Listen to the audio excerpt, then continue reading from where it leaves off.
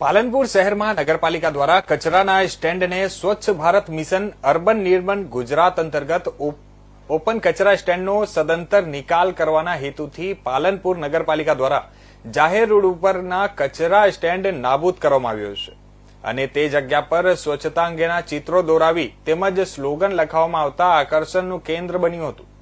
પાલનપુર શહેરમાંથી કચરાના ઢગલાઓ દૂર થાય તેમજ સ્વચ્છતા જળવાઈ રહે તેવા ઉમદા હેતુથી સરકાર દ્વારા કચરાના સ્ટેન્ડોને હટાવી તે જગ્યા પર સ્વચ્છતાના ચિત્રો દોરાવવાનો અભિગમ અપનાવવામાં આવ્યો છે અને જેને લઈ પાલનપુર નગરપાલિકાના ચીફ ઓફિસર જીગરભાઈ પટેલ અને પાલિકા પ્રમુખ ચિમનલાલ સોલંકીએ સમગ્ર પાલિકાના સ્ટાફને સાથે રાખી શહેરના 1 થી 11 વોર્ડમાં જે જગ્યા પર લોકો વધુ કચરો નાખતા હતા તેવી જગ્યાઓનો સર્વે કરી તે જગ્યા ઉપર કચરો નાખવાનું બંધ થાય તે માટે તે જગ્યા પર સ્વચ્છતાના ચિત્રો તેમજ સ્વચ્છતા અંગેના સ્લોગન લખાવી તે જગ્યા ઉપર બેસવા માટે બાકડા મૂકવામાં આવ્યા છે,